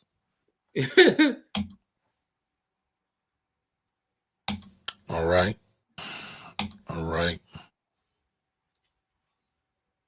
Why show him love when he doesn't show us any love? Who don't show us love? Tyler Perry. Okay, I would disagree with that. Why would you say he doesn't show us any love? Some of the biggest checks. Oh man, who was it? What written? It was Debbie Allen said that. Right. He's got some. What's the other woman name? The older Cicely woman. Tyson. Cicely Tyson, and there's another one. Oh man, it's a few. He's given a lot of opportunity to a lot of people. So why do we say he doesn't give us any love? Now, and also let's know that just because we didn't see it doesn't mean it ain't happening. But I do believe there's enough evidence out there to put together the pieces of the puzzle to show that he ain't just stepping and jiving or shucking and jiving for the people. My opinion. All right. Yes, great movie. That was a good movie. Yeah, I will say everybody should watch the 688. All right, Anthony says, I didn't know that was a new type Tyler Perry movie. Since there are sisters in the movie, we don't have the infamous hair pieces on dudes. But I won't watch the movie. Oh man, Anthony slandering Tyler Perry out here. TV getting the business. Yes, I love Daddy's Little Girls. Listen, that might be Tyler's best work. I think that's his best work. Yep, Daddy's Little Girl was really good. Corey, I think you would actually really love that. Did people die in there? Almost. People got fucked up though. And Tyler was fighting for his family. Oh, not Tyler. Excuse me, Idris. Idris was in that. Oh God. All right, here we go. Pascal says someone smoke detected, batteries are dead. That's probably in my crib. I ain't been here. Man, listen, man. I only get to Texas twice a month, bro. All right, a lot of his movies are trash. Oh damn, we back to the Tyler hate. We went from the love to the hate already. Come on, yo. Man, it's not hate, man. People can have an opinion without it being hate, bro. All right, Tyler Perry should name his movies. Black Queens Forever. So what is that? Oh, that's hilarious. That is hilarious. Y'all are something else. Y'all are something else. All right, let's see what else we got here. All right, let's keep this going. Black queens forever, snow bunnies never. I said black queens forever, snow bunnies never. I said black queens forever, snow bunnies never. Listen, I did that for Jim, right? He said Tyler Perry should name his new movie and have Dr. Umar in it. Pay the man. Pay the man. Help him keep that school funded. All right, Cedric says Tyler Perry movies are trash. All of his movies portray black men in a negative light. Black men in his movies are either LGBTQ, abusive, overly emotional, unintelligent, or baby daddies. So I would say in this last movie, the 6888, there was no man slander there. I don't have any problem with LGBTQ, but that's not what we saw in the movie. By the way, in Daddy's Little Girls, we didn't see that either, but I guess everybody hasn't seen it. Yeah, she is a paid op. All right, I'm not going to say her name, but yes, because she got too much. She got too many clicks from us today.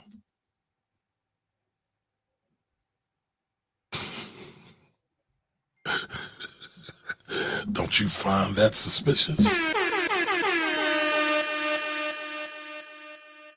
Oh, man.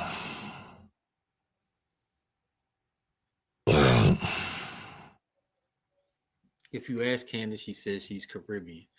Whoop-de-damn do. Caribbean's not a race, but, go off. Yeah. Go off. I was just thinking Kwanzaa is your favorite. Of course it is. It's the only black one. I mean, think about this, right? No shade to Martin Luther King. But we have no black holidays, y'all. None. And the crazy thing is, most black people created a large portion of these holidays. July 4th was because of black people. Like, I believe I have to go back to the history books. I want to say Memorial Day is as well, but I need to go back and look. It was created by black folks, but it's not a black holiday. No, correct. That's what I'm saying. But while it's not black folks still created. Corey has been pushing that book since 2001. All right. Like I said, I won't give him the benefit of the doubt. That's how I do it with my brothers. But I put it on screen first. Did you put it on screen, Corey? I put that book on screen months ago. Where? You about to make me go in my closet and get it. Go get it. Go get it. Give me 1 second. I'll be right back. Gideon Spies is a book y'all should read. I never heard of that before. All right. I will check that out. Is that the name of the title or is that the whole series? All right. Thunder says, Ida Wells said to arm yourself. I'm down south and you can buy arm popcorn, a pair of jeans and a Coke all at the same time. Gotcha.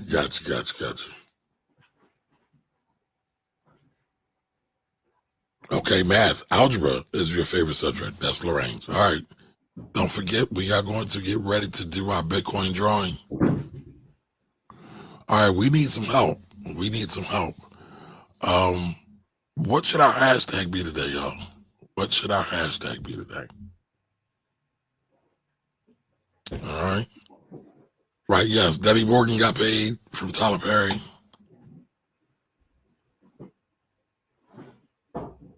All right. Thunder said, hold that book up. Let us see it. Listen. Come on. I read about all things black. Corey coming through. All right, Corey coming through. I had to go in my closet to get it because I had it in my suitcase when I moved from Philly to Texas. All right.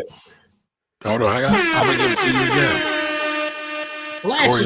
Corey, like, I'm going to show and prove your monkey ass. Hold up, bro. I told you I've been talking about this book is like a Bible, bro. Listen, I said I gave you the benefit of the doubt. This book is a Bible. It tell you how to treat people. Oh. No.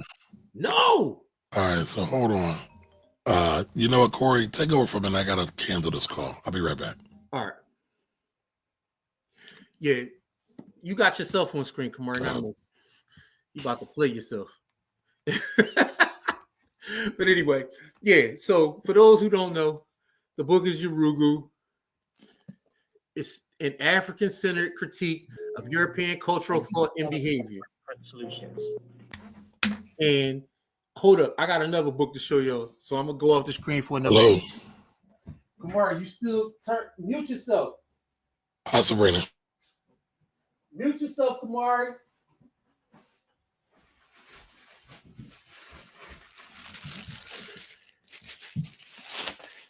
I had to go grab my other book, Build Brother Build. This is another book. It's my favorite book about the brother Lee, about the Reverend Leon Sullivan. And this is the book that we said every black person should read and have. It's Powernomics. And this is to also let you know that I do actually read. I don't just be on here talking shit. So also, you know what I mean, my brother Kamari, you know what I mean, is going through some personal things. And but the thing about that is when you it makes you more of whoever you are when you go through the tough things, right? So if you're a tough person, you're gonna get tougher. If you're a person that has malaise in your life, you're gonna be more of that, because the thing about it is it when you have those traumatic things, it takes you to your highest level of training. So I always say, people don't see, this is my training. People don't do their best. People do their best up to their level of training. Right? So like when we call people clutch, it's because they have trained the basics very well. Most people have a high level of basic training. And so when they have to fall back to their highest level of training, their level of training is very high. And those people who are naturally talented will show out. But when it comes to pressure time, they'll fold like clothes fresh out the dryer, because their highest level of training isn't as high as the other person. And so that's how you can look at some of the things that we talk about. People only do what their highest level of training tells them to do, especially in the clutch. And so you got to be very, very, you know, again, this is why I tell people to get serious about their life. So your highest level of training and whatever you could doing is at the highest levels. Damn, Corey, we going to church? Hey, listen, man, I gotta take him there. You know, when we talked about the Reverend Leon Sullivan, man, this is that I'm modeling everything that we do after. This is him right here. He is him. Read his life story. Look at all the things he did for Black people. Look at how he did those things. And this is the man that I want to model the things that I do. I don't have role models, but I want to model his actions. You see what I'm saying? Shout out to JT Coins for the $1.99 super chat. Thank you. I gotta show Kamari because Kamari doubted me, and I don't like doubt. I didn't doubt you. I just want you to show and prove. That's all. That's doubt, bro. It's not doubt. That's not doubt. Listen, I know you easily are about that medal, and if y'all don't understand what being about that medal is, that means you're ready to show and prove it anytime. Anytime. So, all right, I can't hang out with y'all too much longer because I got to talk to the people about my dad's funeral, but I do want to get through these comments and do the Bitcoin giveaway. Let's get to it then. All right, so real quick. All right, so Nicole said making good. Yeah, he paid her too? Paid her. Like, so the brother's been about his medal. He's been proven, talking about Tyler Perry, y'all. Dr. Scully, thank you.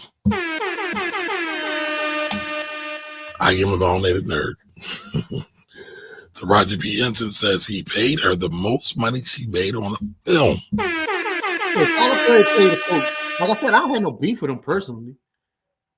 Cicely, Carrie, Debbie Morgan, etc. They all said he paid them the most ever. Tyler Perry. Shout out to Tyler. There's nothing better than changing a Black person's life with your economically, man. Yeah. Them TP wigs be wigging. For real. No. She ain't lying though. She ain't lying. Yup, facts. Tyler Perry. Oh, y'all still hating? Come on, man. You paying Black folks. All right, Jake says, can't stand Tyler Perry content, but let the bootleggers eat. From the plays to the Bendia movies to Meet the Browns TV show, we were essentially his independent street team. That's I ain't mad at it, though. Everybody got a chance to eat, though. Yeah. If everybody eats, then what's the issue? When has TP shown Black in his movies and Love, he always shows us BM as well. Now, Daddy's Little Girl, listen, go watch it. Now, you come back and report and tell me if I lied. And then we can talk about it. But there's a couple people already said, you know. I mean, I trust you. I just don't trust him. No, I listen, that's fair. I said Black Queens forever. Black queens forever, snow bunnies never. I said Black queens forever, snow bunnies never. I said Black queens forever, snow bunnies never. All right, so I think we got that off about 4 times, so Jimmy should be happy. Most of them aren't great, but he makes magic with the budgets. They're watchable. I think he employs a lot of minorities at the studio. Listen, man, Black. I never said I hated Tyler Perry. The Jazzman Blues was a good Tyler Perry movie. I haven't seen that one. I haven't heard about that one either. Okay. Yeah, Don't y'all mean Black Kings Forever and never won? Listen, somebody send Dr. Umar, send him a kite, y'all. Tell him we need a Black King one, a Black Kings one. All right. Disclosure Crypto. Heard about the Gary Network? No, I haven't heard that one. Nah. All right, Lorraine says, I'm not a huge TV fan, but a lot of white tea folks make horrible movies with Black characters, and some still watch them. That is a fact. That is a fact. Good look at it. I mean, I look at it. Yeah. Not right now. Kamari he got business. Yeah, I got time right now. Family business got to come first. Bring in Wednesday. Bring in Wednesday. Matter of fact, shoot me an inbox. Wednesday is actually New Year also. Oh, boom. So we probably won't. I know I won't be here for New Year's. We'll probably do Thursday then. Maybe we do New Year's Day. All right, Anthony says, I respect Tyler Perry a lot, but them hair pieces though, I will laugh at Meet the Browns. That's funny. That's another show I watched once and couldn't get into. You didn't like G Money? I'm going to watch this new movie. It looks interesting, but I'm sure there will be villainous BM. No, there's no BM to the BM baby mama black baby man. black man black woman. Got you. No, actually, there is none of that. Or there will be something else to take away. There is one thing I have a problem with, but I won't talk about it for at least a month. Gideon Spies by Gordon Thomas. All right, I'll check it out. Okay, yes, that should be the hashtag. 6888. You down with that, Corey? I'm down. Dang, I was ready to say something stupid. Yeah, I'm down with it. I'm down with OPP. No, I'm not saying that because I'm not. I am not. But that's what you was thinking. I was. That's why I stopped because I'm like, that's not true. What up, Machete? Not trying to be that dude that shows up for the giveaway. My wife and I were planning next year, so I'm just getting on. Hey, black love, man. Hey, listen, man. And you here every week. Show up, bro. So every week. Yeah, so come on. Hashtag 6888. Hashtag 6888. And Lorraine, I got you. Look, listen, I'm going to show you. Lorraine came on my neck. I was like, geez, Louise, what did I do? It's like, man. All right. So, all right. So the number is, hold on. React. It's not working. Lorraine is going to roast me. She's like, Kamari, what's going on? Told you about this already. Get it right. Get it right. Get it tight. Get it right. That's right. Get it right. Get it right. Get it tight. Get it right. Get it tight. There we go. All right. So, hashtag 6888. Start collecting comments. So that is the hashtag. We got 6 entries. You already put it in there. You got it. Oh, they did it wrong? Put it in there. What? People who already put it in the yeah, it's got 6 entries. Yep. It'll catch it. Yeah. Yeah, man. This is all right, hold on. It says Memorial Day was spearheaded by black folks who were bearing Civil War. All right, thank you. Started by black folks. All right, JT says, I read you, Rookie. All right. Yes, I beat it myself. I got it. Bill, brother, Bill. Powernomics. Thank you for that, sir. Thank you. I need all the prayers I can get, y'all. All the prayers. All that positive energy. And not just in the bad times. We need the good times, too. What Corey is trying to say is that some people have less wrinkles in their brain.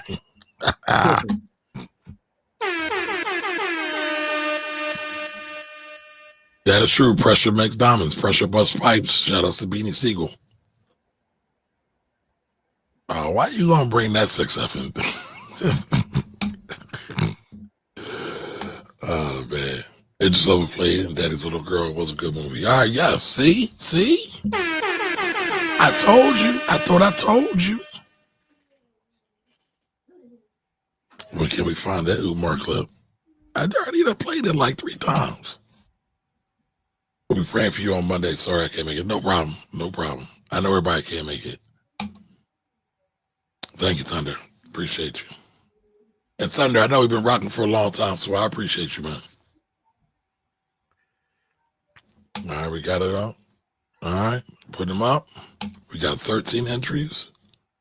You was respectful, but I felt that heat, Lorraine. It was like, Get it tight. Let's go. Let's go. Commercial, I felt the heat. Felt it. But listen, I'm with it. I want to be accountable, so I'm going to step up to the challenge any day of the week. Any day of the week. And listen, I tell Corey and Jimmy all the time, call me on my shit. I'm not perfect. None of us are. Because sometimes you got to tighten up. And I mean, honestly, I feel we need more of. We need more safe spaces where we can say, yo, you got to tighten up. Yo, man, listen. That shit wasn't tight. You got to tighten up. Come on. Listen. Oh, but all love, though. All love.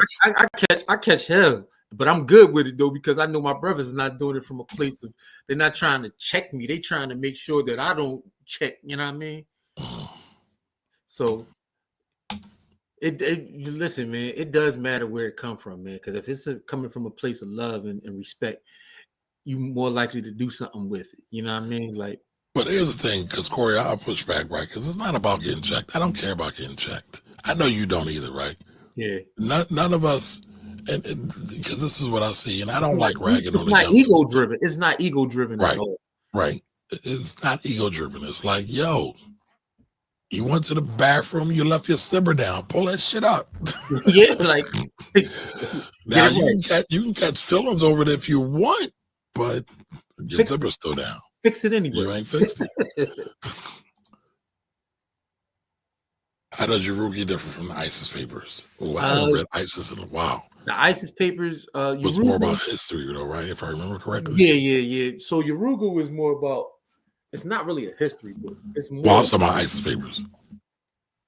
Oh no, yeah, the ISIS papers was more about history, but Yoruga isn't really a history book. It's more of a culture and perspective book. Yeah, it's a perspective on culture. Even though the ISIS papers was also. Yes. It has a lot of similarities, but there's a lot of differences in the way they got to where they were going. Smooth brain. That's a nice slick insult. Most people won't get that one at all. I thought that was poignant. Give us the plot of Daddy's Little Girl. The plot is black man fighting for his children, fighting against the odds, fighting against the new dude, but he wanted to stand on his righteousness, and that's what he did. That's what he did. Now I don't know if that's the actual plot, but that was Kamari's ratchet ghetto plot twist. All right, just don't crash out like Travis Hunter. Listen, I'm actually tired of talking about Travis Hunter. Let him do what he gonna do. He gotta learn. He gotta learn. The young boy in his proudest moment, he gotta go through the bullshit. But besides that, yeah. No TH slander, please and thank you. All right. Now I said this name wrong last week, and Corey checked me, right? Affirmationist, right? So yeah. Welcome. All right, welcome. We don't care that you're late. You just showed up. That's all right. Better late than never. And 6888 is the name of the movie that Tyler Perry just brought out for Christmas about the black women in the war. World War II, to be exact. The only black female infantry to be in service in Europe. All right, the Have and Have-Nots. The Have and Have-Nots had a great ending, and I cried laughing when Sanaa Lathan got slapped over the restaurant table. Then she lost her job. Was that the Have and Have-Nots? I thought that was something else. I wouldn't know. Because, yeah, her husband did slap the smile out of her. Damn. The ISIS papers talks about cultural symbolism of power and subliminal messages of white people. So does Yoruga, but yes, yep. All right, we got 18 in the mix, y'all. We got 18. All right, Thunder says, in case you didn't know, there's an old school song called "Tighten Up" by Archie Bell and the Drells. Oh, you going way back? Yeah, right. Damn good song, 1968. Listen, Archie Bell used to have, and the Drells. They used to have some good joints.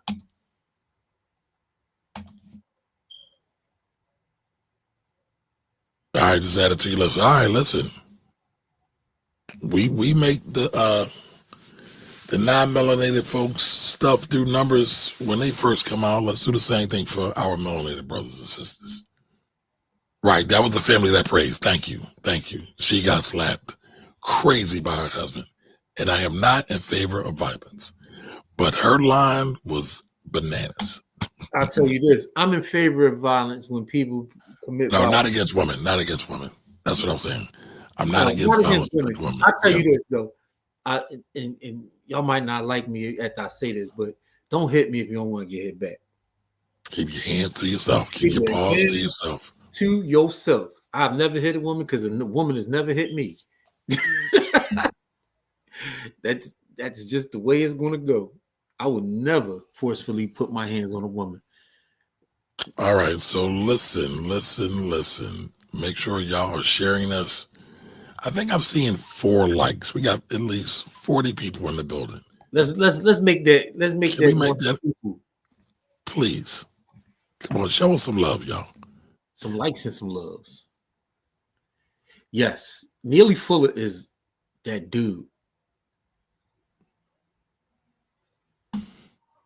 Neely Fuller is that dude. Neely Fuller said black people should stay away from each other until we get our shit together. Keep the. I was like, damn. Neely Fuller is that guy. All right, 30 seconds. 30 seconds. Do your YouTubes and Googles on Neely Fuller. And there's a lot out there. Listen, I know we talk a lot about money, but culture is just as important as money, if not more important. It is, because it'll help you get money. Correct. Because money is mostly made by who you know and not what you know. Compensatory code. Yep. Neely Fuller. I don't think I read that. I'll need to look that up. No, I don't think it's a book. I think it's the video. No, I just think it's one of the principles that he was talking about. I'm good at that. All right, 15 seconds. 15 seconds. So we've been on here with y'all for 2 hours and 59 seconds. We must love y'all. We must love y'all. Okay, I'm gonna get at that.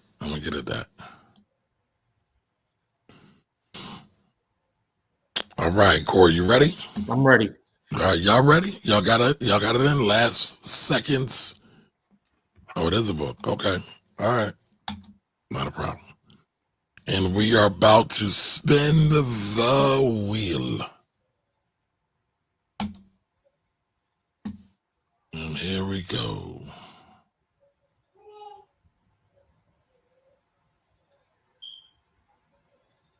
Still rocks 23. Congratulations, man. All right, you are winning. You are the winner of tonight's Bitcoin giveaway. Corey, do you know how many sats they're getting today? Man, I can look it up. I can do a converter. Sats $2 conversion.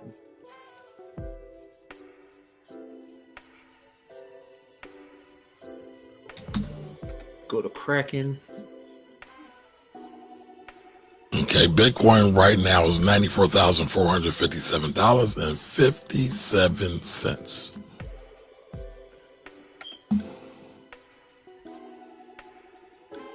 So it's still popping, y'all. It's still popping.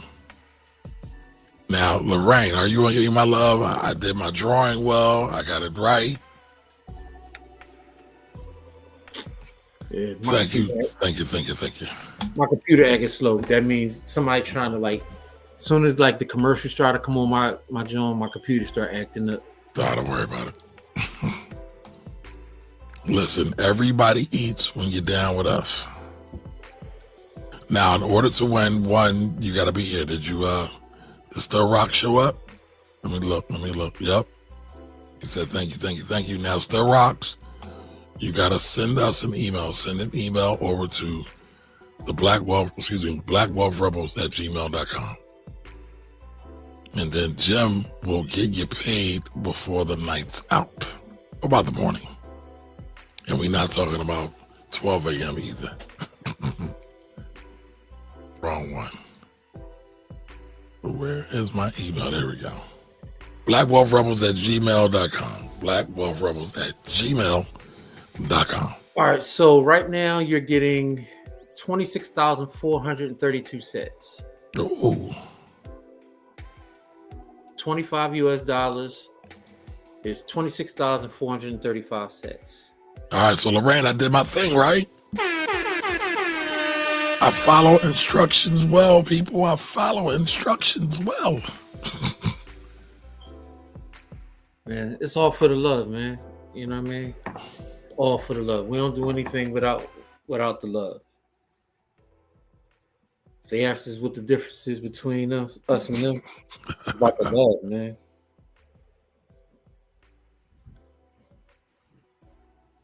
And you know what's goofy folks talking about? They lost money on their Bitcoin. Yeah, well, but you know what? That is the one complaint I got about Bitcoin. But that's not just about Bitcoin. That's a lot of stuff.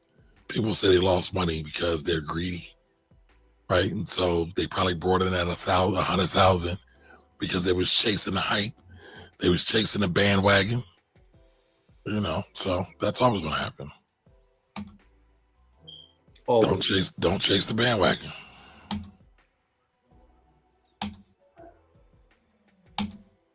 Awesome live stream. Thank you, sir. Thank you. All right, so listen, do us a favor. All right, we are putting up more information behind the wall, behind the village wall, that is, right? So go on over to blackwealthrebels.com, become a member of the village, join the village, do it now. We still got the free tier that's not always going to be there. Remember, this coming Sunday at 10 a.m. Again, 10 a.m. Again, 10 a.m. as I model my brother, Dr. Umar. We will be back with our Sunday playbook where we'll be giving out our plays for the week, our options plays and investment plays for the week. So make sure y'all do that. That class will be up before the end of the night. So make sure y'all register, put it up, make sure y'all on at 10 a.m. Don't forget, there's money to be made and we helping y'all make it. So don't forget about that. Corey, you got anything before we go? Nah, man, just be safe. Have a happy New Year. Because we probably won't see you till after the New Year. Absolutely. Be good to each other. That's all. All right, y'all. Well, y'all be out. Y'all be good. All right. Be good to yourselves, good to your families, love one another. And we'll see y'all soon. Have a great holiday. Thank you.